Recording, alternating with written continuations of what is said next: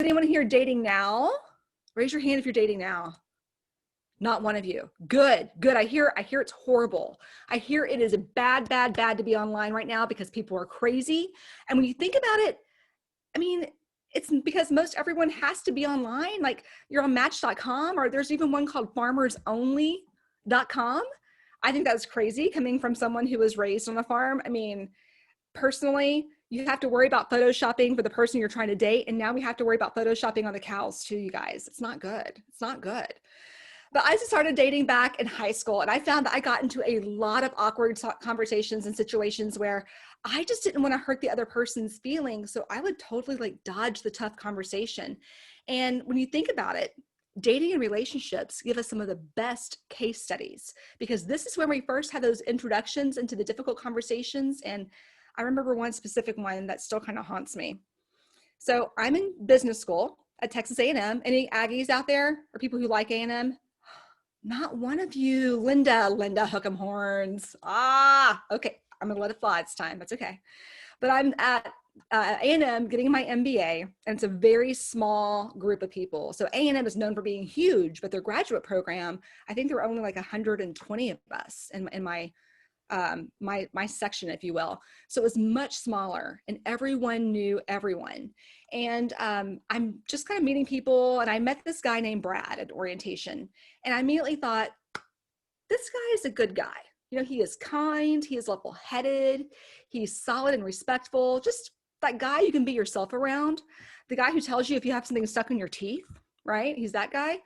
He's the guy who holds your hair back when you need it.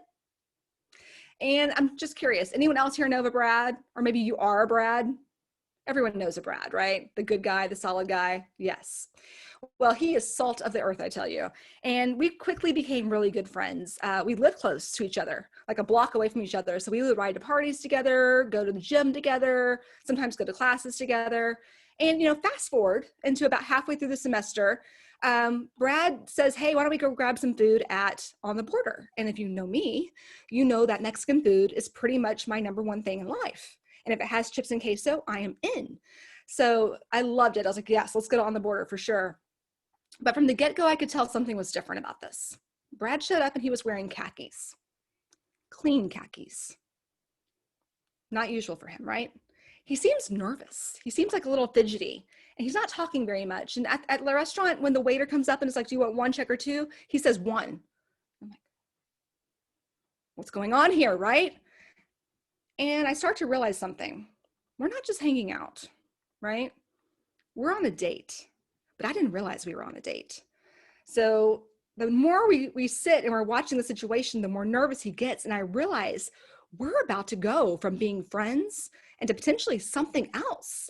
And that's when everything slows down in my brain, right? Because I did not see this coming. This is Brad. He's like one of my best friends, and I don't want to necessarily be in a relationship with him.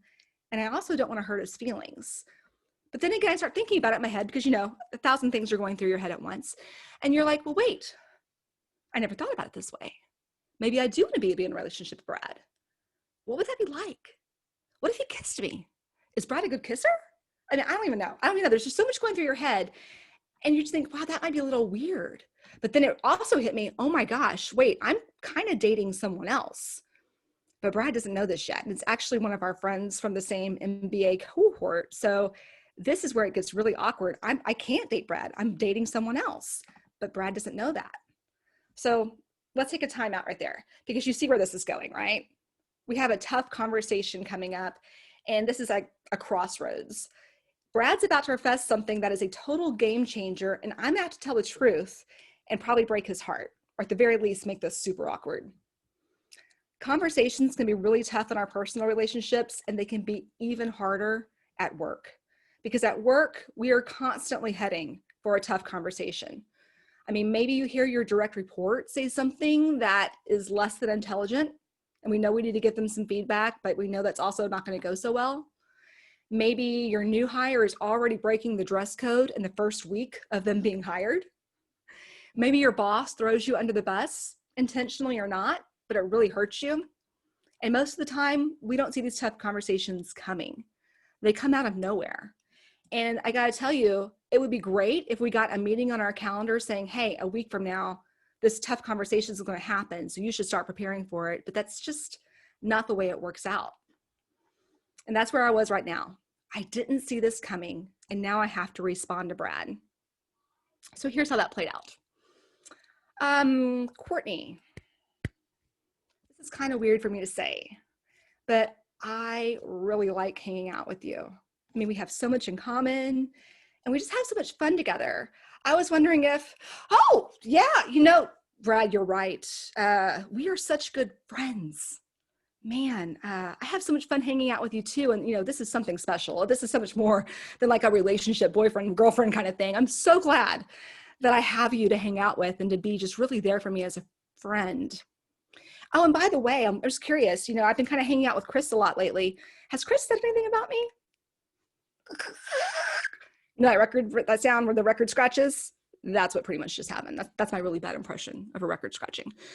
But that's pretty much how it felt, is I just threw something out there that I could not take back. And it was one of those situations where your brain doesn't know what to do. It flips out and just the first thing that comes up slips out of your mouth. And it was a huge mistake. That night I broke Brad's heart. And I have to say though, what happened is it did work. It did stop him in his tracks. For the rest of the night, he didn't talk much at all.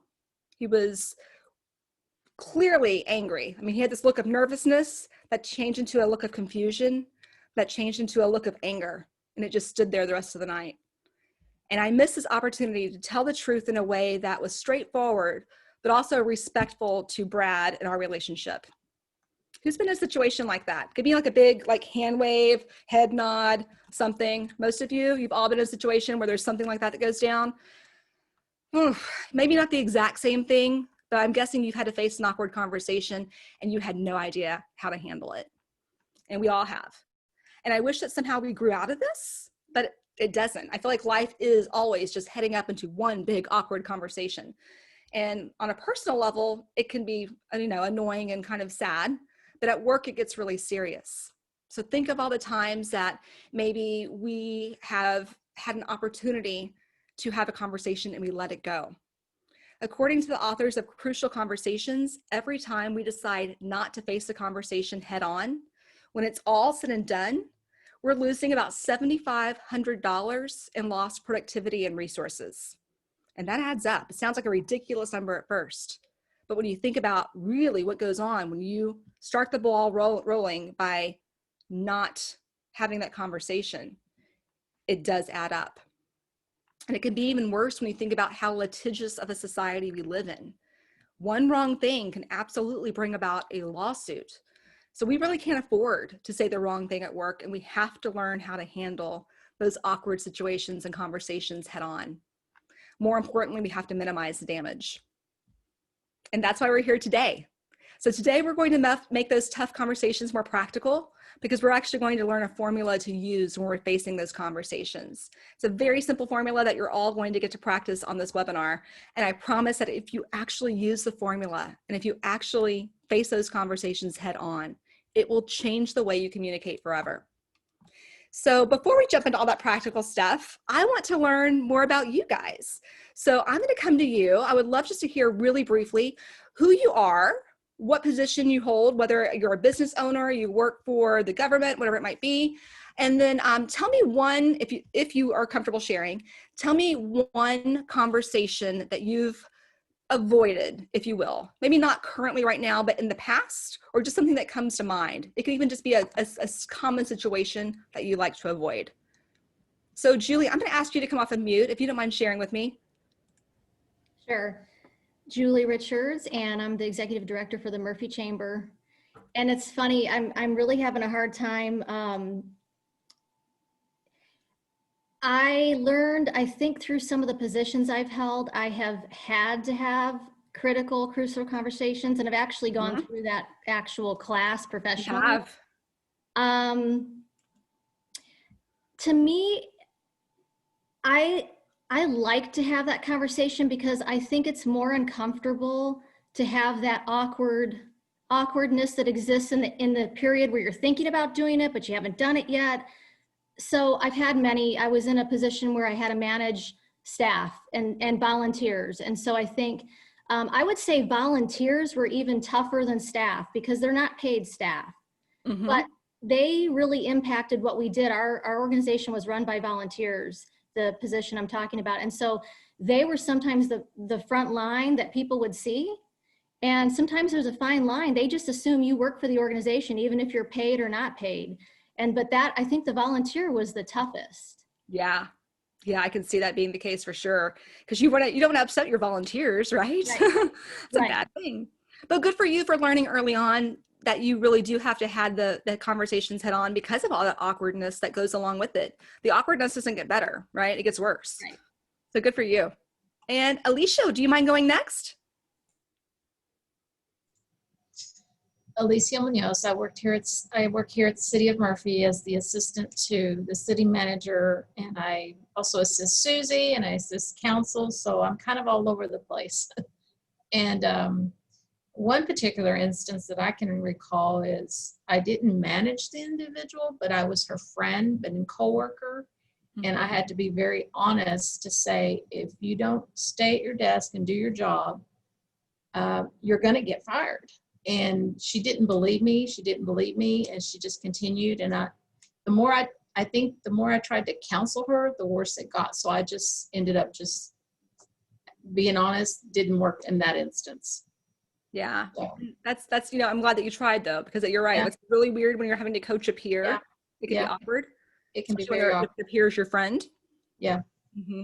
Absolutely. Thank you, Alicia. How about Miss Susie?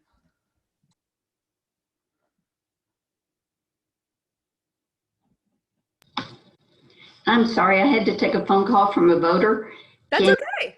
you what we're talking about? Oh, that's okay. You can just do a quick introduction of yourself, Susie. Just your name and what you're doing for the City of Murphy. Okay, I'm Susie Quinn, City Secretary for the City of Murphy. Awesome. Sounds good. We're doing some tough conversation stuff, but I'm not going to make you jump into that because I know you're wearing many hats right now. Thank you, Susie. Thank you. How about Miss Dawn? Hi, Dawn Tilger. I own a tutoring company. We do preschool all the way up to college.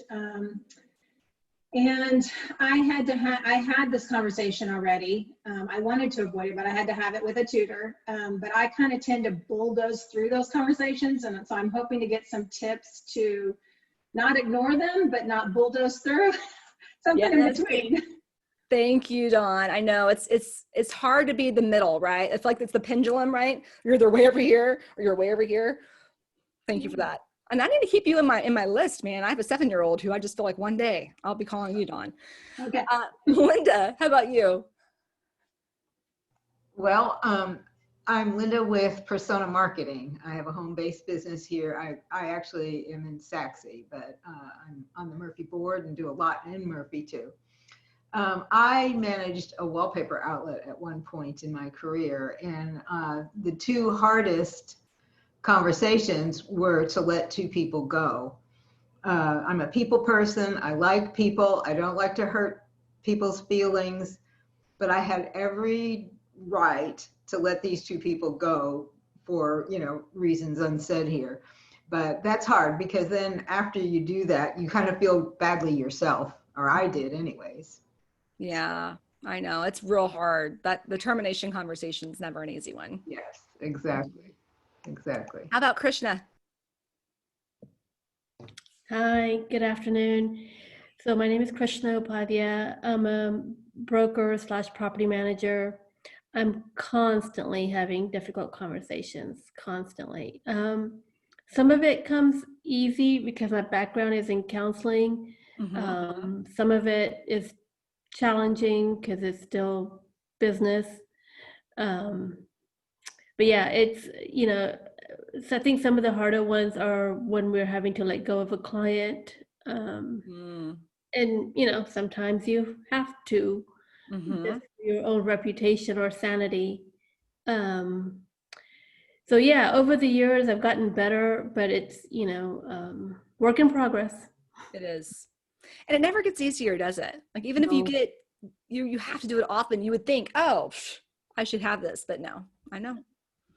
How about Nadia? Good afternoon, everyone. So as I saw this morning, I am a health, fitness, and life coach. I help you re-energize your body, re-energize your life with habit change in mindset, nutrition, and fitness. My background is psychology, and I think I live and breathe that. And I actually was started making a list of crucial conversations long time ago, about 30 years ago. It was my first one where I was at the table with the director of the school I worked in. I was not approved of my creativity. One of the conversations recently, a couple of years ago, was with my fitness director who did not approve of my desire to raise my prices. One of the reasons was with my husband. It's time to upgrade the relationships. One of actually the most difficult conversations, I'm going to be very personal here, with my, at that time, 15-year-old child, who actually admitted she had a suicidal thoughts. I did not know how to survive that conversation.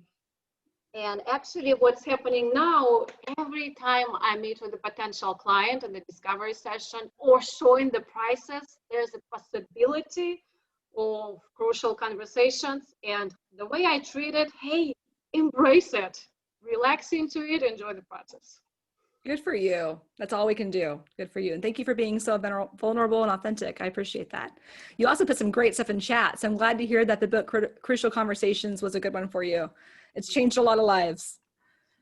And Ed, how about you? Do you mind sharing a little bit about you and any sort of conversations you may or may not have had? Sure. I own a small remodeling company. For 40 years, I was in the telecommunications business and was a sales manager, a senior sales manager for 2 different companies who both went through layoffs. One of them went through 3 series of layoffs and one went through 4 series of layoffs. And I was the one who had to go and confront all those people, some of them that had been with the company 25 years, tell them, look, there's no jobs here anymore. You have to cut you loose. But I think one of the toughest conversations I've ever had, I started this construction business back in 2013 with a partner. And after about 1.5 years, 2 years, it was obvious that we weren't going to be able to make it through the first 5 years together. And I had to go tell him, look, this isn't going to work out for you. You need to move on.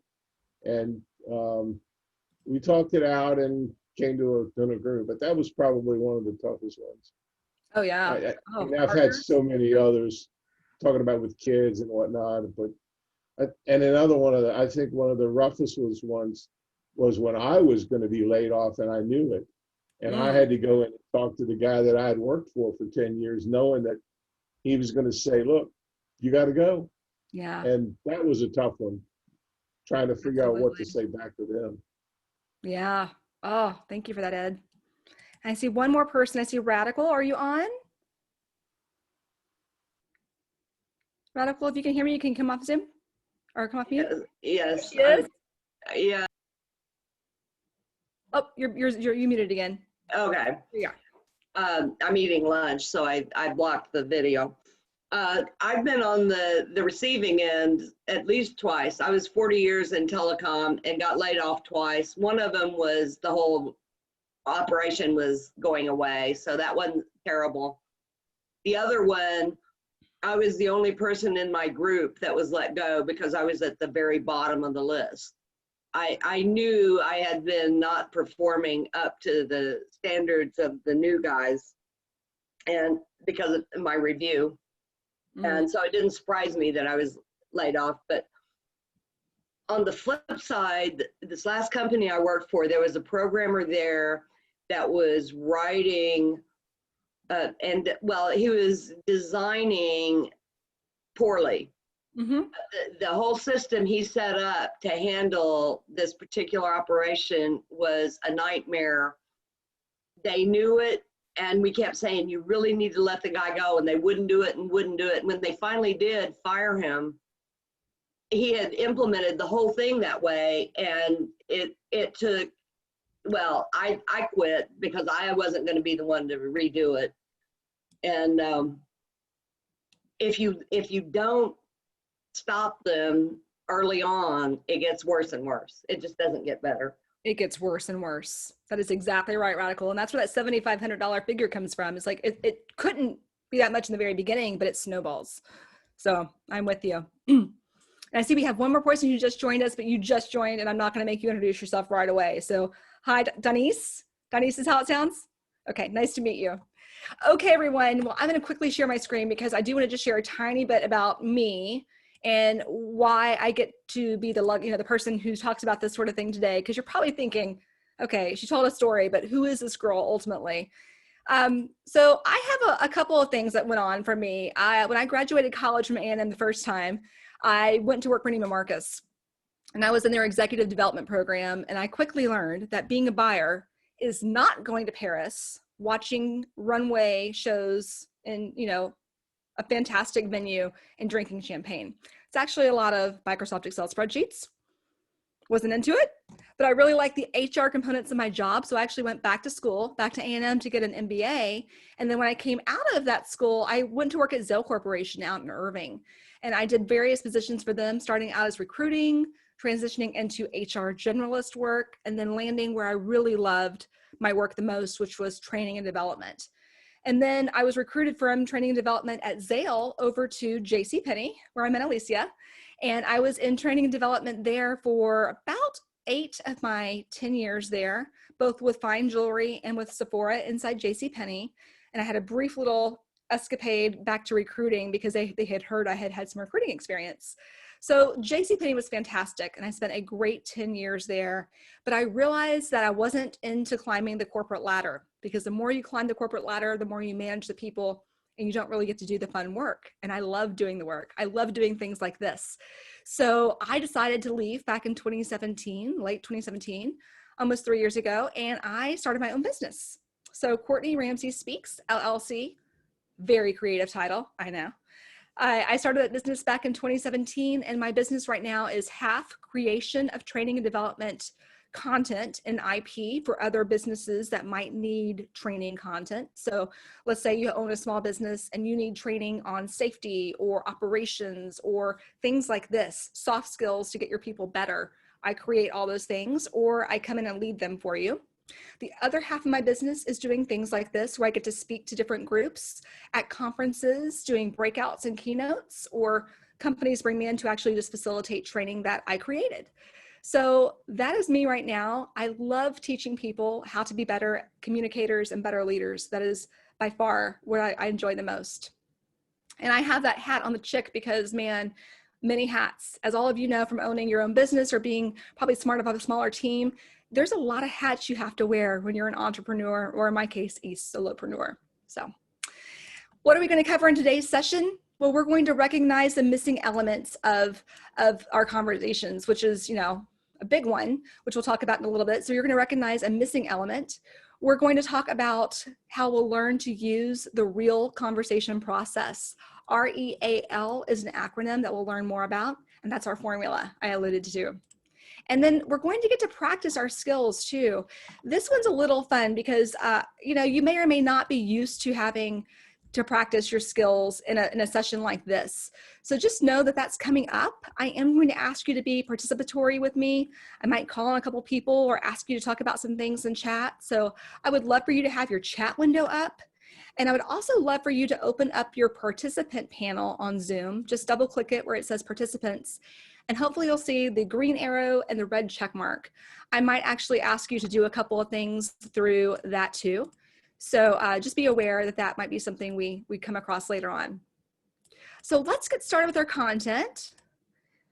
I'm curious to know, and this is where really anyone can just jump in.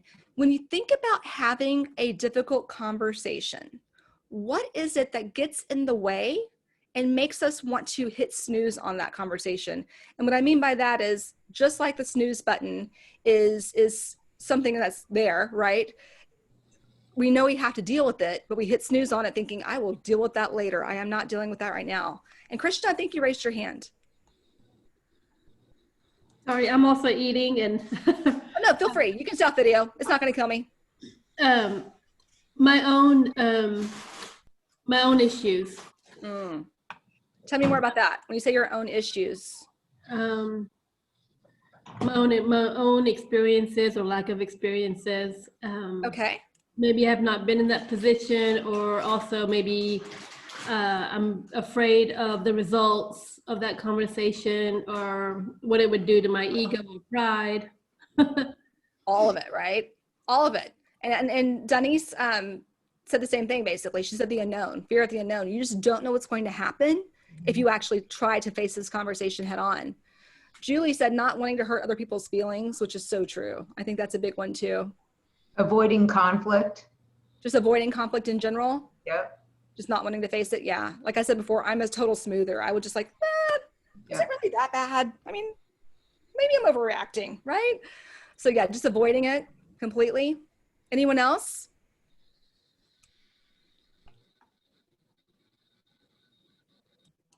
Yeah, we hit some really good ones. And I think really what we're saying here can be encapsulated in 3 different points. The first one is the readiness factor.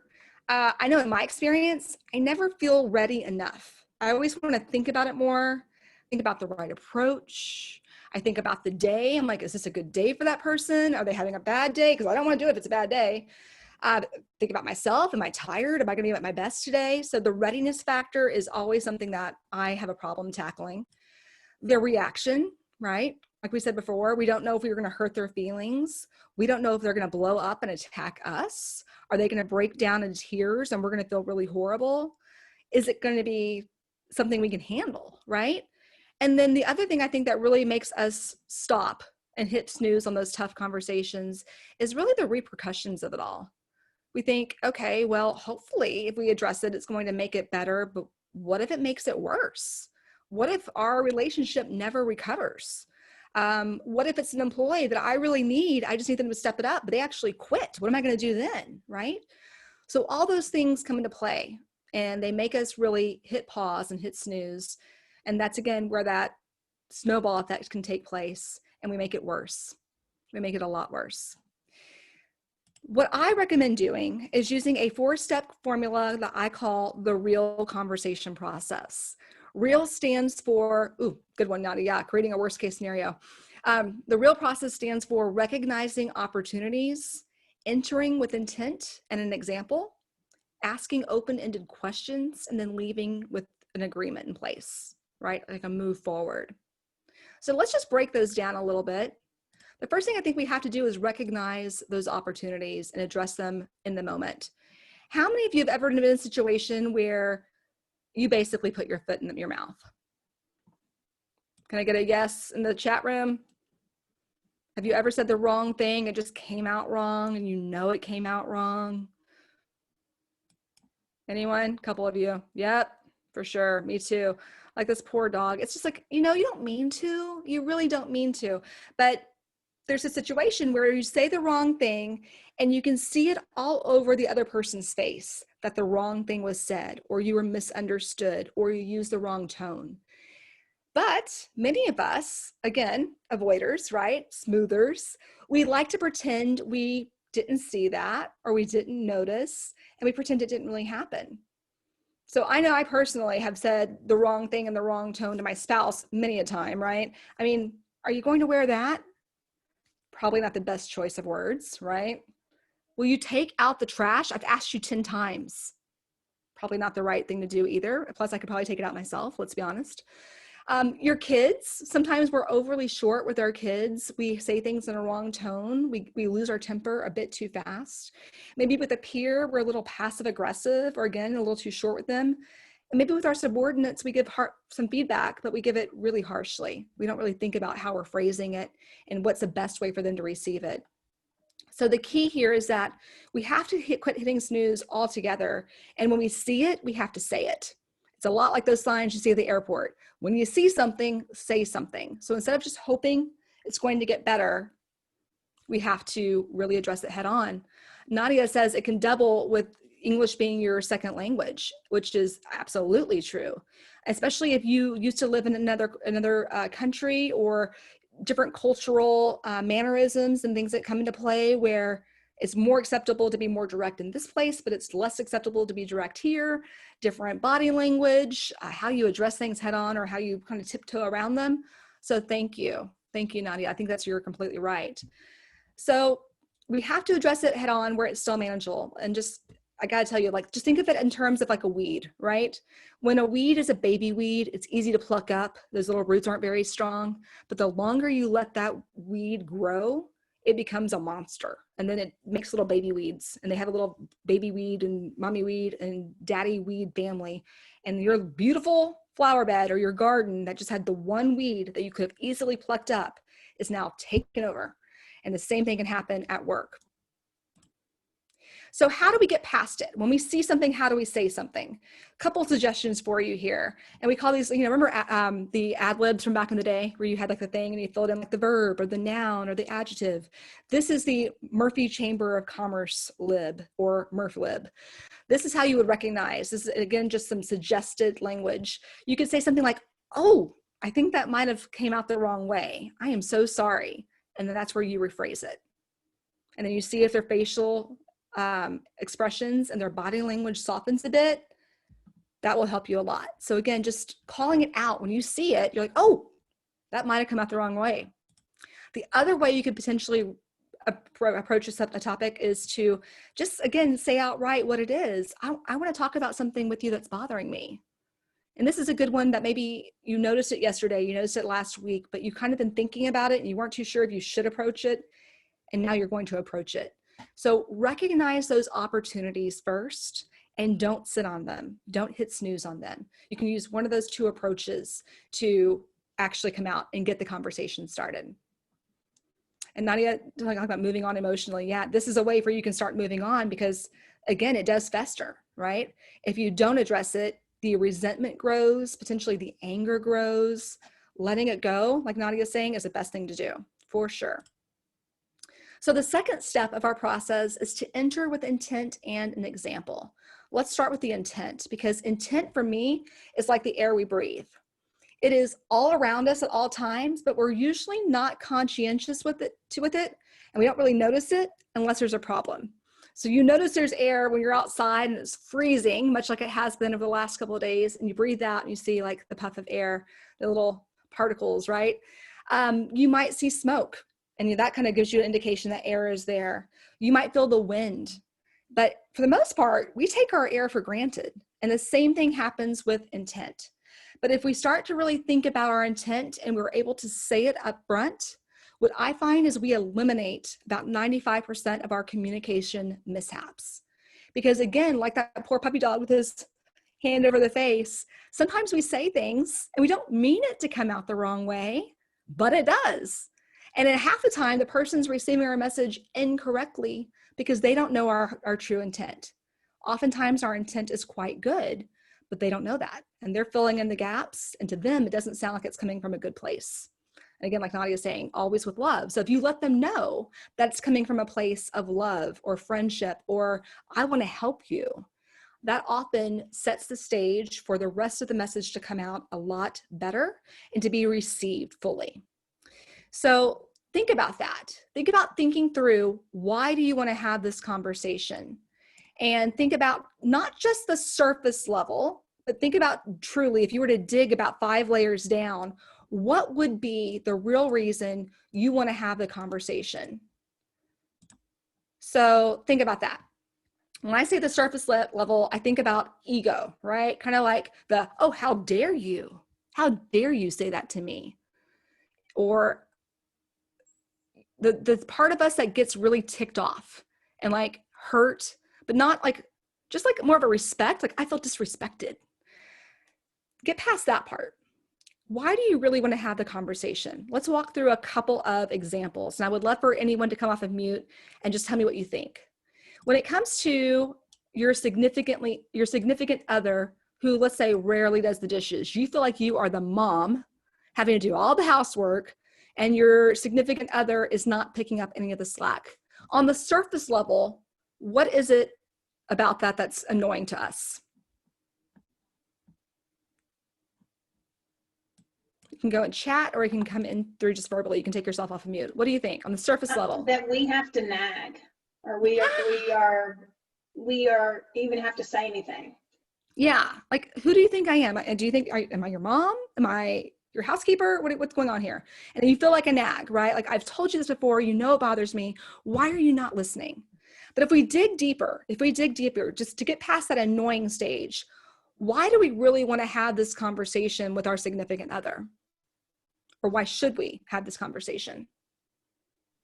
Because we want the trash taken out. There is that. Take out the trash, do the dishes. Resentment builds up. Resentment builds up, absolutely. And resentment is kind of like that bad apple, right? You have this barrel full of apples, you have one bad apple, but it spreads to the rest of them. And the resentment can really kill your relationship and make things worse later on down the line. And if our why is keeping our relationship strong and having a healthy relationship, we know we need to have that conversation. Now, think about how much better that would sound to your spouse if you came at them and said, listen, I want to have a talk with you today because our relationship is really important to me. And there's some things going on that they might seem small to you, but I can feel it building some resentment in my chest, and I don't want that to get worse. So will you talk with me? Sounds kind of nicer, right? So think about the deep reason why. Don't just go with the annoying, think about the why underneath. Think about the next one. Subordinate seems more negative lately. On the surface, right, you want them to be having a better attitude, but what's the real why there? Why would you want to have an employee conversation?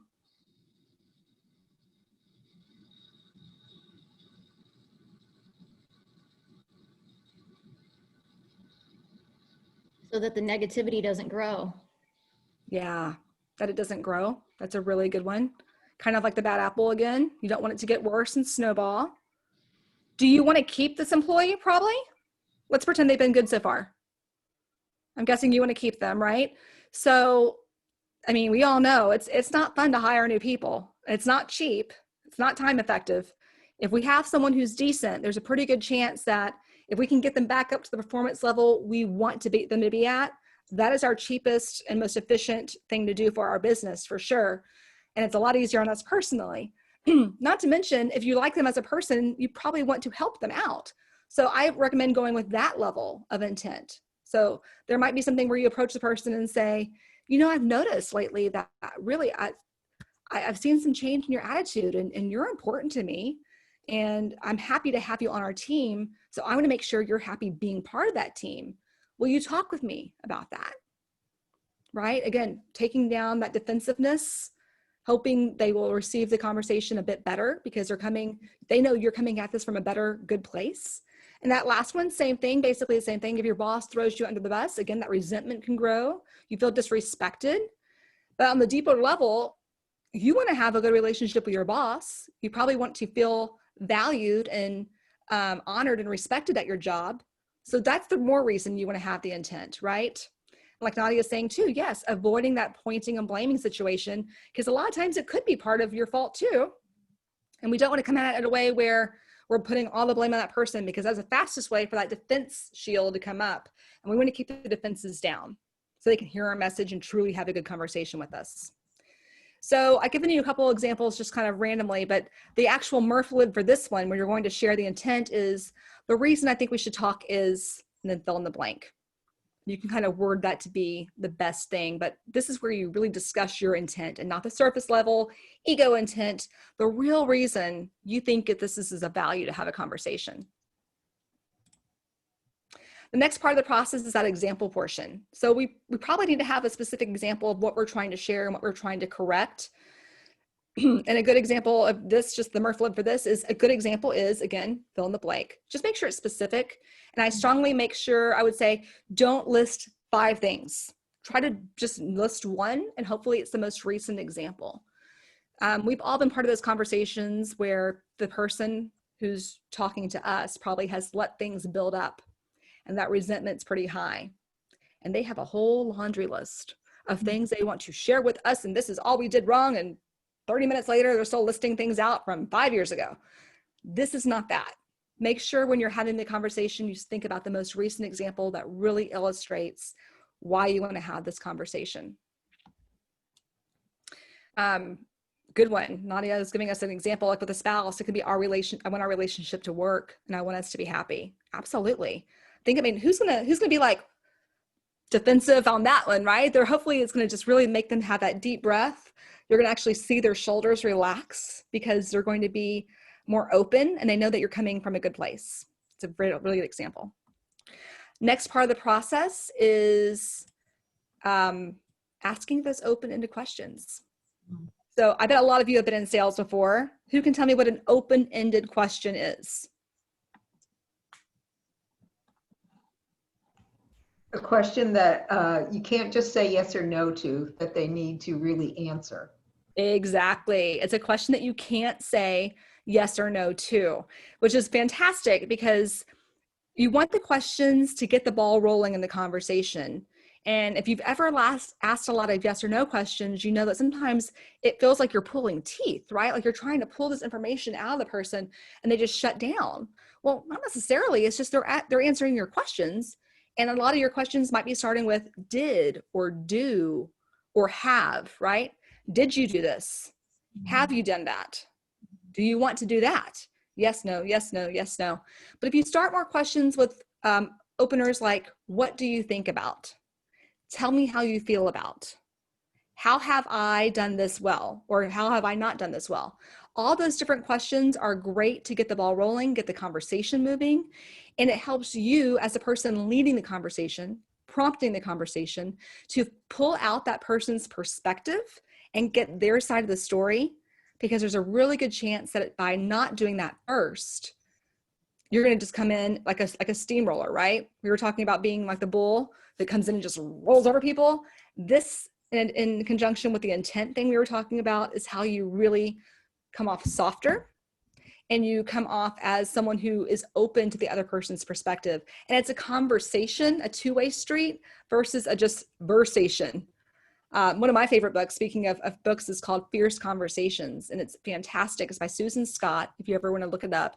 For me, it changed the way I looked at conversations forever, because a lot of times we were having versations where we're just telling the person. There is no asking, there's no exchange. We want to have a conversation. So a way we can approach this one is to ask opening questions to kind of get the ball rolling is, I want to know your thoughts. Will you discuss this with me? And then ask the first open-ended question. This is where you just ask a lot of questions and you listen, and then you ask the next one. Think of yourself as a friendly investigator. So you don't want them to feel like they're under a firing squad and they're just getting question, question, question. It needs to feel like a conversation, but definitely ask them conversational questions that are open to get everything you can before you share your side. And in my experience, sometimes you don't even need to share your side of the story because you have such a better understanding of theirs, and that's what truly matters. Any questions so far? Okay, the last portion is to leave an agreement. And this is, of course, where you think about what's all been said and you think about how the two of you need to move forward. Now, if this is more of a boss-employee relationship, there might be some sort of an action plan if it's to that level, but the chances are this is not something you have to put in writing. There's a pretty good chance where you just need to make some agreements and discuss how you're going to make sure those agreements are actually happening. So we're leaving an agreement. The place and the verbiage we could use here is, think about you're in the conversation, you're shifting from question, question, question. We're getting your perspective. I feel like I have enough information. So we shift it into the agreement portion by saying, let's focus on how we'll move forward. How will we make sure we're not having resentment between the two of us, for example, right? So that just shifts it over. Awesome. Yeah. But thank you for putting that in, Julie. Yeah. Fierce Conversations. It's a game changer. I love it. Okay, so a couple of things that I want to just call your attention to before we kind of break into some practices is that we don't want to be that person, right? So you probably have heard people who are really wishy-washy sounding in their speech. They're very soft. What typically happens when they're being perceived as wishy-washy is that they're not being direct enough and they're using a lot of softeners in their speech, meaning I might come at you and say, hey, listen, I'm really kind of wondering if we could maybe talk about some things that have kind of been bothering me, but, I might be making a big deal out of it. But yeah, I just, and another person's like, What are you trying to tell me, right? So be aware of the softeners in our speech, and be aware that sometimes coming across too soft is actually not doing you any favors. You need to come at it at a direct enough point where you're not harsh, but you're also not being wishy-washy sounding, like the big puppy dog with the big eyes. Conversely, let's not be the person that bites their head off. So let's not be overly harsh about it either. Think about the intent, think about the example, think about how you will word these things to where, again, that defense mechanism, that bubble defense shield doesn't come up, it stays lowered. And then finally, be authentic. Don't be fakey fake. I mean, if this is our cute little real lion, now we just have a kitty cat in a lion mane costume, don't be the one that looks like a fake from a mile away, because if you're not coming from this at an authentic place, in a place of vulnerability, people will see through it a mile away. Okay. So I'm going to come over here. I'm going to stop sharing for a quick sample because I want to know more about what is going through your head at this point. Tell me about how you feel about the formula and tell me what you're thinking. Give me some feedback.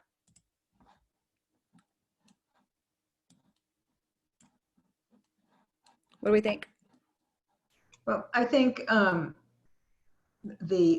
know, how you approach the conversation, because we tend to point fingers and say you, and it's a matter of stepping back and thinking about what you're going to say first before you just start firing, you know.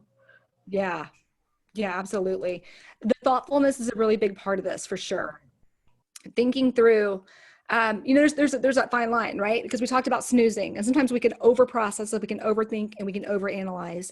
And then that thing that you meant to address today still isn't addressed 4 months from now because you're still processing. So we don't want to do it that way either, but we also want to just think through briefly what we're going to say and kind of lay things out so it doesn't come across the wrong way. So thank you for that. Anything else? I like the sentence stems. I think that's going to help me just kind of think through those and look back at them when I have one of those conversations coming up. Perfect. I'm so glad. Thank you. I just dropped in the chat box a PDF that kind of has the steps we talked about outlined for you with lots of white space. I'm sorry, I wish I would have done that in the very beginning so you could have printed it if you wanted to. You still can, but at least this will have a handout for you to open up and you can look at the steps. Because the next portion we're going to do is we're going to go into a breakout where I want to have you actually skill practice this with someone else personally with you. And all we got to do is we're going to break through a situation that I'm going to show you. Let me get back into screen share. Courtney, I was just going to say one thing for anyone on the call. If you're having trouble with that PDF she posted, I sent it to you before the meeting, just before the meeting. Oh, thank you. So check your email, and that's if you were registered. So I think Jean and Nadia, you may not have it in your email, but everyone else that was registered beforehand, check your email if you can't get it out of the chat. Cool. Thank you for doing that. Julie, heads up, in the interest of time, let's do pairs. And if we have one group or three, that's perfectly fine. So what we're going to do now is we're going to give you this scenario that's in front of you right now, which is your employee isn't performing up to the standards you expect. Okay? So now it's time to have that conversation where we address this thing. You can make this to be however real it wants to be for you. So think of a time this might have actually happened. If you're not a leader of people, think about a peer you've had to have this conversation with. It can even be your husband, wife, significant other, whoever it might be. Someone that you want to have a conversation about how they're performing.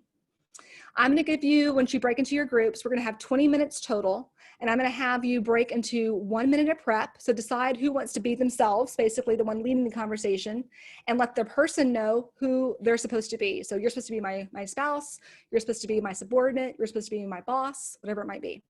1 minute for that portion. Take about 4 minutes to practice getting through as much of the formula as you can. So we're really going to pick up with the intent portion, right? Or we're going to come up with that whole, there's something that's been bugging me conversation. That's how we started. And then we'll get through the intent, the example. We're going to ask a lot of questions, and then you may or may not have time to get through the leave and go forward portion.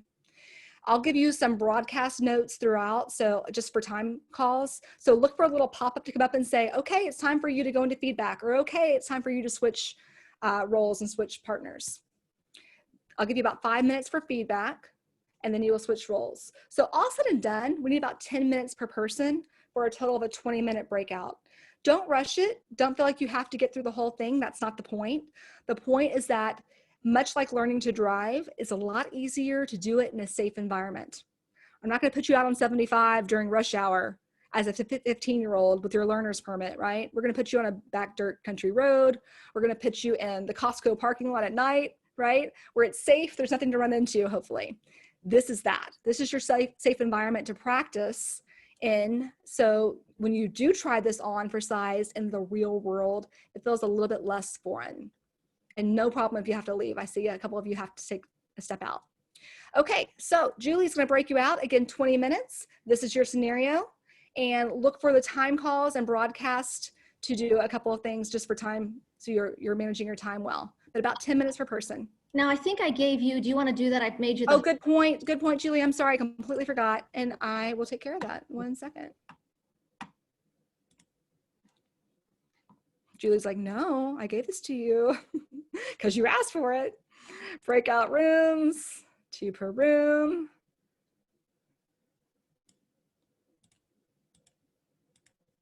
Okay, creating them now. And I'm opening all rooms. Just make sure you click accept your room and make sure when you get in there. All right, everyone had about 60 seconds to close out, so I should be getting everyone back pretty quickly. Okay, I think everyone is basically back. Okay, so I'm gonna ask a couple of you to come off of mute and tell me how it went. Alicia, I can count on you. Girl, I'm gonna call you out. Do you mind telling me how who's your partner and how did things go? It was Radical Jean. We came to a conclusion that we've worked for corporate too long and we know everything. We've encountered quite a few instances. Right? Corporate will do that to you. Get you. And family is harder. And family also. Yeah. Sometimes I actually do think family is harder. I will tell you, I personally avoided a tough conversation with my sister for about a year. And finally I was like, okay, I talk about this. I should probably have this conversation, you know? So what was the hardest part for you guys? Or was it hard because you're old hat at this? It wasn't hard. No? It's just, do you want to go there? I know. For me, it's, do you want to go there? Do you want to go there? Mm-hmm. Yeah. And sometimes you think, is it better just to live in this space that I'm in? Right. Yeah. Yeah. And sometimes it's not. I mean, Sometimes it really varies. not. Yeah. Yeah. It varies Exactly. on the situation. It does. It does. It does. How did it feel using the intent portion first?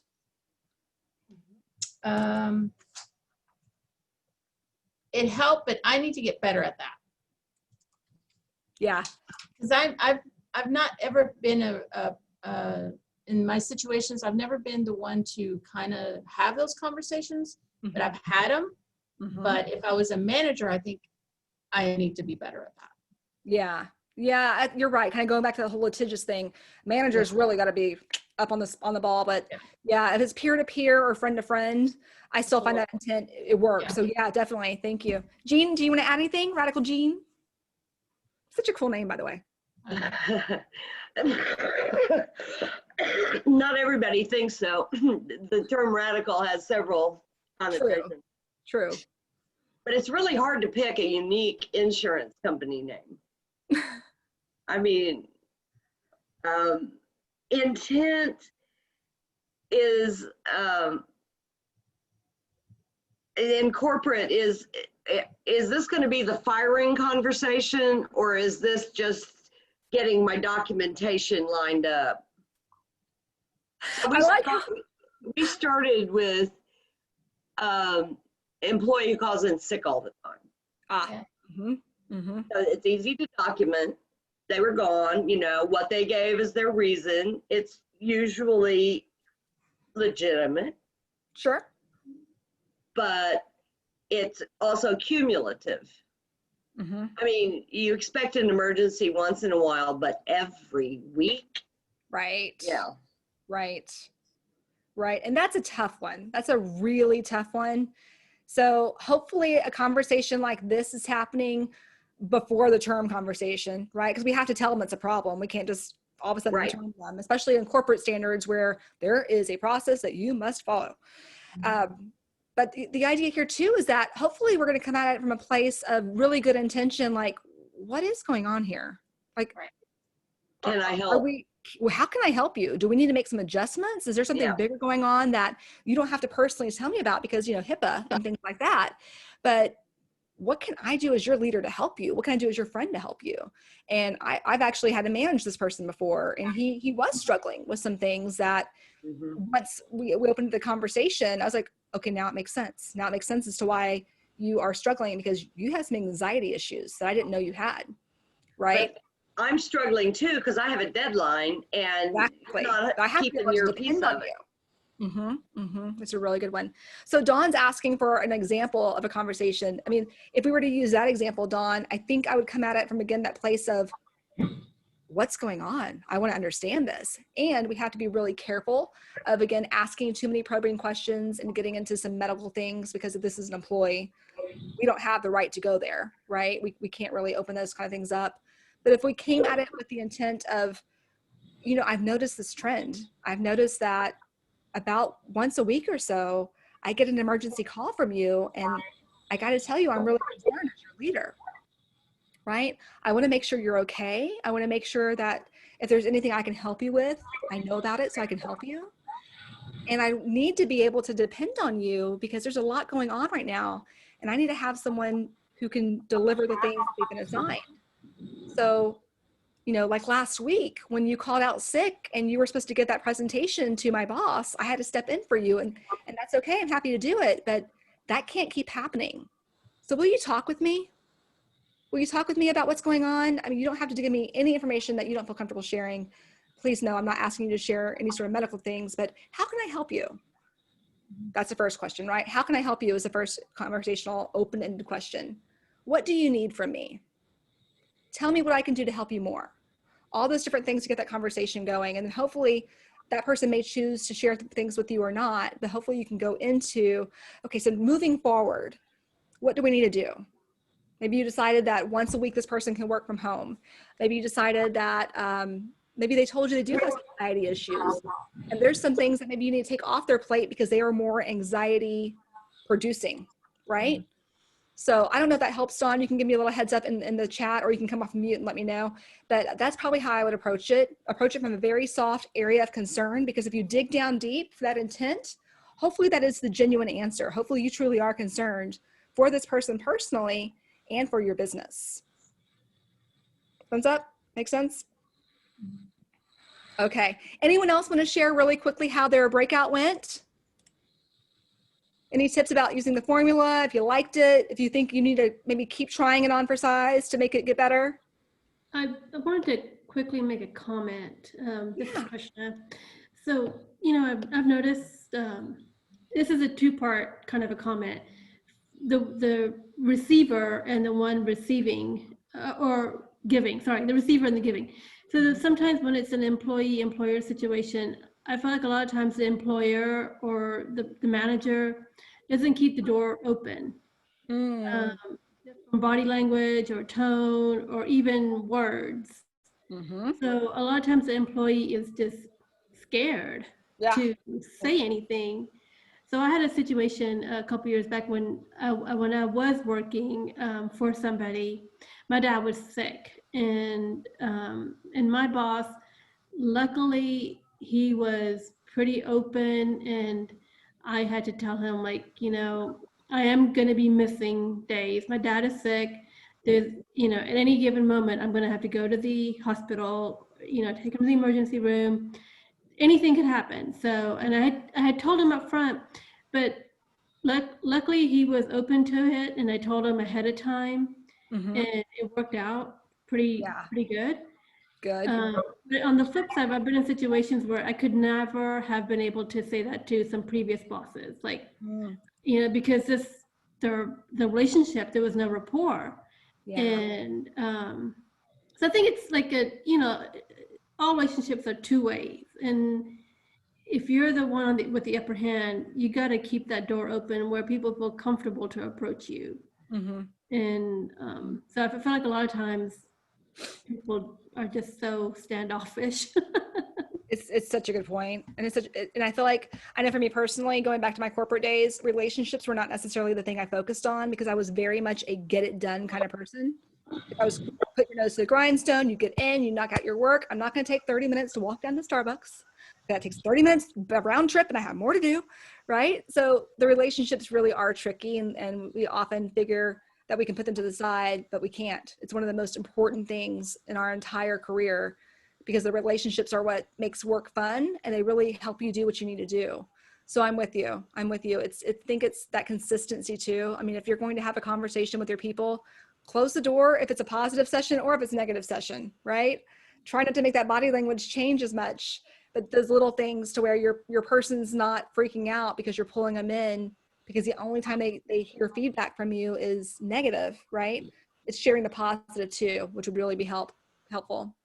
I'm seeing that y'all had some good breakouts. That's awesome. Very nice. You reminded me when you said, I don't have time to go to Starbucks.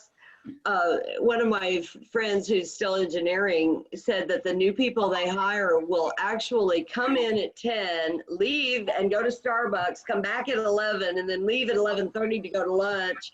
Oh, and they don't actually start working until mid-afternoon. Wow. Wow. Mid-afternoon? That is craziness. What company is that? I need to apply. It's a contract engineering house. I mean, they're used to coming in at 8 and starting, right away. I mean, just getting down to work. You don't look at Facebook. You don't leave. You don't eat your breakfast while you're there. Yes. That is funny. That is funny. But yeah, it happens. I mean, at least you're properly planning for it. But you come in early so you can take your trip to Starbucks, I guess. I don't know. Well, what's going to happen is they will lose the good engineers. Right. That's a hard one. I'm trying to get back to my Zoom. Sorry about that, guys. Okay, so I'm glad you guys like the formula. I know it's a bit of a different approach, but really it's just meant to give you those guidelines, that framework to take you through a tough conversation. With that in mind, what is the biggest takeaway you had today? Quickly put that for me in chat. It might be intent. It might be not hitting snooze. It might be open-ended questions. What was it for you? The examples, good. We like the examples. Nice. What else? Open-ended questions, good.